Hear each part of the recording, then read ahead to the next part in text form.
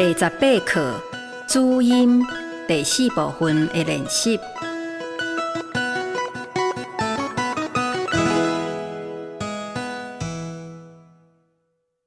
例词：海墘、豆腐、鱼脯仔、芹菜、番薯。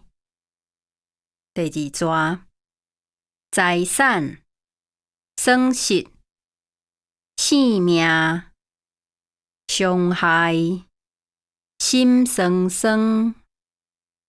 第3段：认真、热心、弱点。例句：第1句，阮伫海墘食番薯配豆腐甲鱼脯仔炒芹菜。第2句，天灾地变，予母狗的性命受伤害，财产损失，想着心酸酸。第3句，读册爱认真，做代志爱热心，体贴卑微的人的弱点。